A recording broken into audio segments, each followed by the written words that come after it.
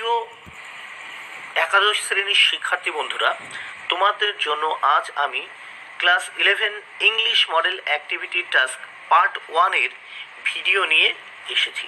বন্ধুরা, এই ভিডিও থেকে তোমরা পার্ট 1 এর সমস্ত প্রশ্নের উত্তরগুলো পেয়ে যাবে।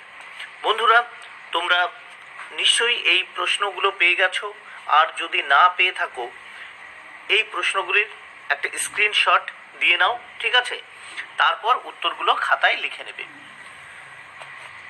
আর উত্তরগুলো খাতায় লেখার আগে অবশ্যই চ্যানেলটি সাবস্ক্রাইব করো ও পাশে থাকা বেল বাটনে ক্লিক করে দিও।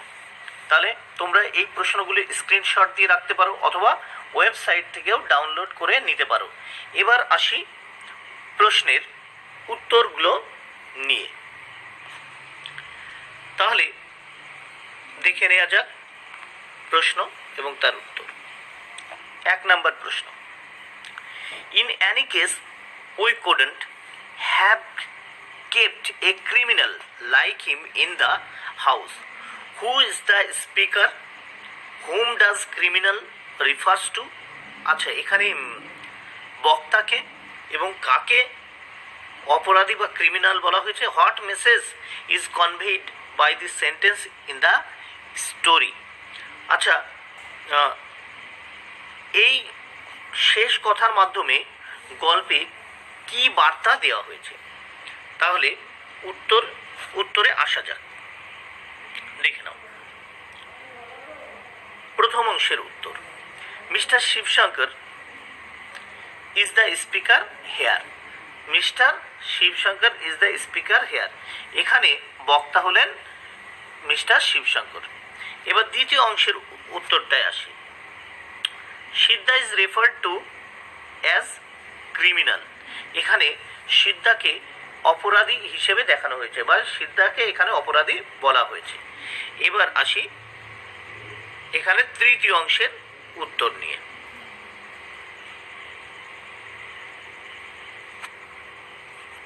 তাহলে দেখে নাও।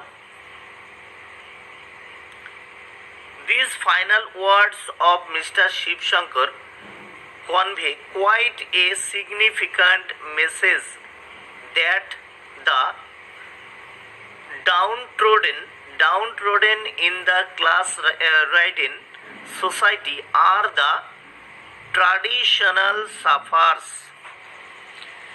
তাহলে কি বললাম? These final words of Mr. Shivshankar convey quite a significant message that the downtrodden in the class-ridden society are the traditional sufferers. দেখো, এর অর্থটা জেনে নাও। শ্রী শিবশঙ্করের এই শেষের কথাগুলি এক তাৎপর্যপূর্ণ বার্তা বহন করে যে শ্রেণীবিভক্ত সমাজে নিচুতলার মানুষেরাই চিরদিন দুঃখ ভোগ করে।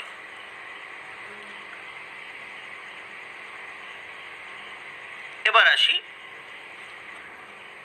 তারপর, exploiting an economically weak person is not a criminal offense, but the persons enjoying authority in society do not hesitate to brand a poor innocent person a criminal without any concrete evidence of the offense.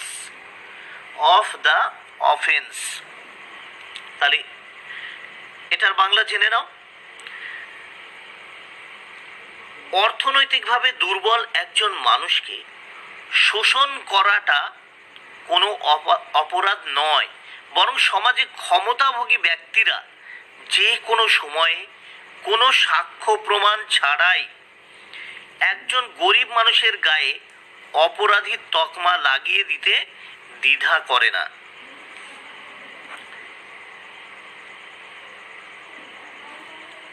তারপর দেখে নাও, Siddha belongs to the lowest rung of the social ladder. so he is an easy prey to social and the paltry sum of money he receives in return for his dedicated and sincere services open our eyes to the imbalance prevailing in the society.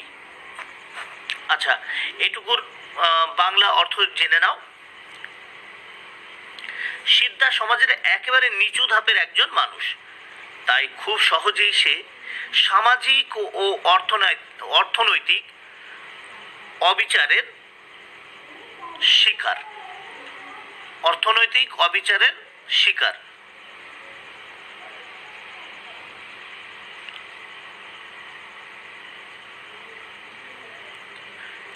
ঠিক আছে, এটুকু নিশ্চয়ই দেখে নিয়েছো।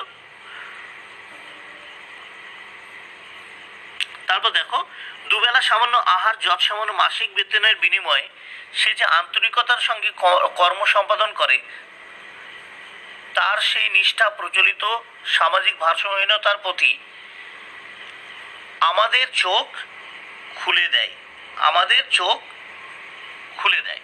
ঠিক আছে, এবার we feel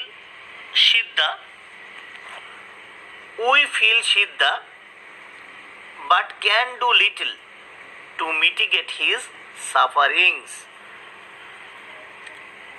সিদ্ধার জন্য আমাদের দুঃখ হয় ঠিকই, কিন্তু তার কষ্ট লাঘবের জন্য আমরা কিছুই করতে পারি না।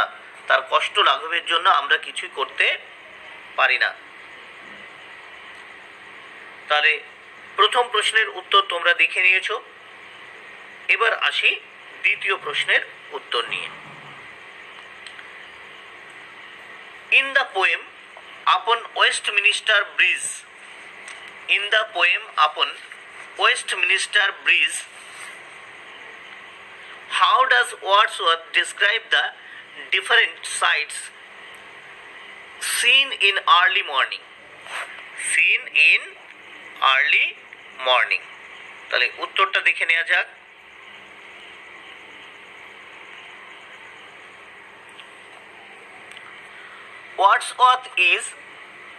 Wordsworth is moved by the natural beauty of London as seen from the Westminster Bridge in the early morning. তাহলে এটুকুর অর্থ দেখে নেওয়া যাক। ওয়ার্ডসওয়ার্থ ওয়েস্টমিনিস্টার ব্রিজ থেকে দেখা সকালের লন্ডন নগরীর সৌন্দর্যে অভিভূত। London looks beautiful in the light of the rising sun. উদীয়মান সূর্যের আলোয় লন্ডন নগরীকে সুন্দর দেখাচ্ছে। It seems as if the city of London has clothed itself in the beauty of the morning, hiding its noise and ugliness.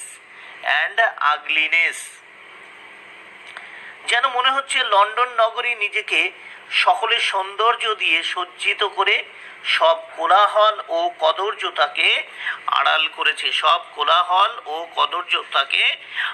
করেছে।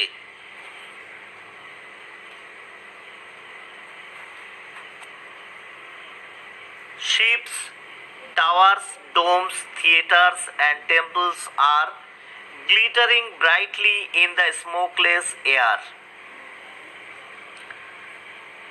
জাহাজ, চূড়া, গম্বুজ, নাট্যমঞ্চ এবং মন্দিরগুলোকে ধোঁয়াহীন বাতাসে চকচকে দেখাচ্ছে।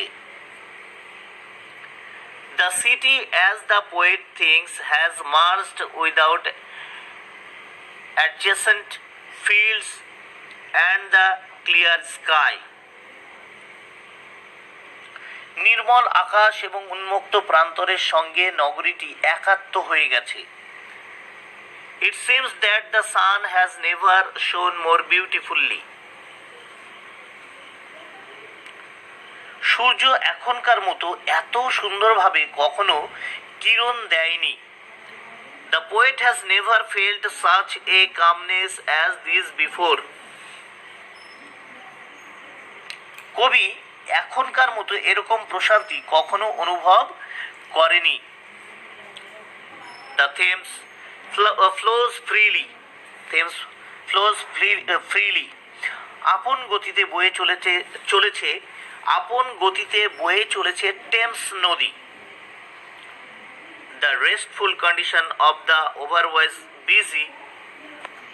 otherwise the restful condition of the otherwise busy London city inspires the poet to rejoice. অন্যান্য সময়ে ব্যস্ত নগরীর বিশ্রামরত রূপ কবিকে আনন্দিত হতে অনুপ্রেরিত করে। তাহলে বন্ধুরা 2 নম্বর প্রশ্নের উত্তর হয়ে গেল। এবার আমরা আসব তৃতীয় প্রশ্নের উত্তর নিয়ে। দেখে নেওয়া যাক তৃতীয় প্রশ্ন কি আছে। Write the significance of the title in the Comedy of Errors. In the Comedy of Errors. তাহলে কমেডি অফ এরর্স গল্পটি শিরোনামের যথার্থতা বা তাৎপর্য আলোচনা করো। তাহলে দেখে নাও উত্তরটা। The comedy of errors may be generally called a farce, but Shakespeare has put the word comedy in the title. The Comedy of Errors কে সাধারণভাবে একটি প্রহসন বলা যেতে পারে। This is because though the story deals with circumstances resulting from a number of errors of the characters, it also has some important themes like loss, separation and isolation.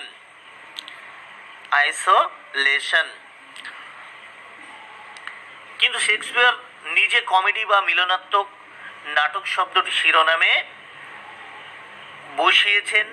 এর কারণ হলো যদিও নাটকটি চরিত্রগুলির বহু ভুলের ফলে উদ্ভূত পরিস্থিতি থেকে সৃষ্ট, এখানে বহু গুরুত্বপূর্ণ বিষয় যেমন ক্ষতি, বিচ্ছেদ এবং একাকিত্ব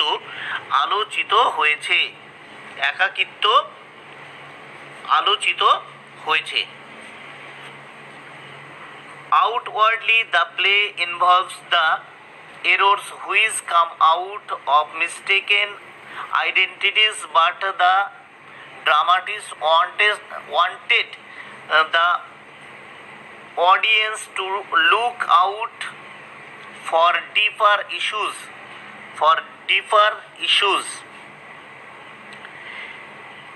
কি আপাতদৃষ্টিতে নাটকটি ভুল নিয়ে যা ভুল পরিচয় হেতু উদ্ভূত।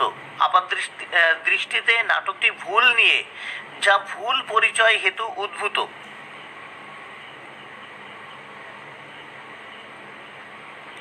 কিন্তু নাট্যকার তার দর্শক গভীরতর বিষয়গুলির দিকে দৃষ্টিপাত করতে বলেছেন।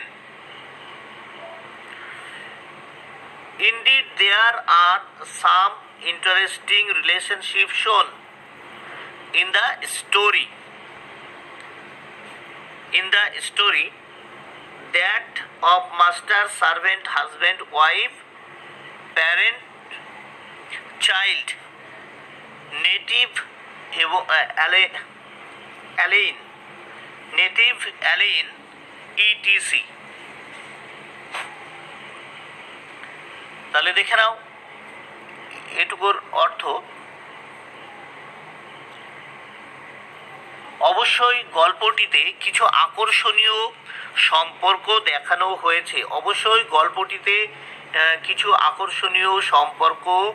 দেখানো হয়েছে।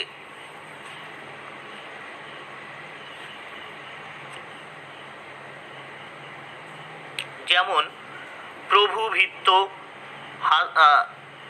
স্বামী স্ত্রী, অভিভাবক সন্তান এবং বাসিন্দা বিদেশি। The story has some true comic yet thought provoking elements. Provoking elements.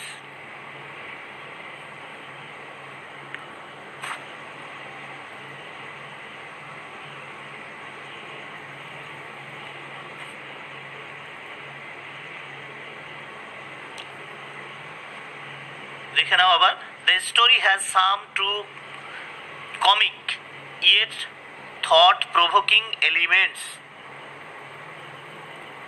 গল্পটিতে কিছু সত্যিকারের মজার অথচ চিন্তা উদ্রেককারী উপাদান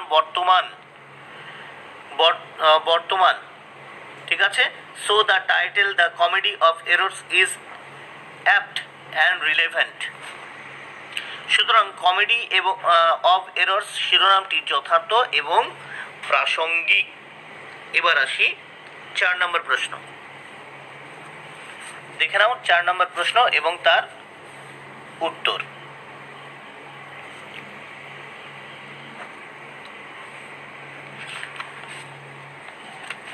আচ্ছা, why was the adversity of the forest of Arden prefer to the courtier's life? Courtier's preferred to the courtiers। বন্ধুরা, এখানে কিন্তু সম্পূর্ণ প্রশ্নটা লেখা হয়নি, তোমরা কিন্তু প্রথমে যে মডেল অ্যাক্টিভিটি টাস্কের কোশ্চেন দেওয়া আছে সেখান থেকে লিখে নেও। কার্টিয়ার্স, ঠিক আছে,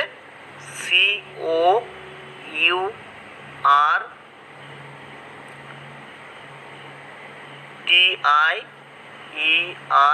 অ্যাপোস্ট্রোফি কার্টিয়ার্স লাইফ, LIFE লাইফ। তাহলে এই কোশ্চেনের সঙ্গে হবে why was the adversity of the forest of Arden preferred to the, এই কথাটাও লিখতে হবে courtier life, COURTIER অ্যাপোস্ট্রোফি courtier's life, LIFE courtier's life। তাহলে এর অর্থ কি হচ্ছে দেখে নাও। কেন আর্ডেন জঙ্গলের প্রতিকূলতা রাজসভাসদদের জীবন থেকে অধিক কাম্য ছিল? এইবার উত্তরে আসা যাক। প্রশ্নটা মডেল অ্যাক্টিভিটি টাস্কের যে কোশ্চেন সেখান থেকে দেখে লিখে নেবে, 4 নম্বর প্রশ্ন। এবার উত্তরটা দেখে নাও। The Duke drew useful moral from all he saw in the forest of Arden. Duke আর্ডেনের জঙ্গলের প্রতিটি জিনিসের মধ্যে নীতিশিক্ষা খুঁজে পেয়েছিলেন।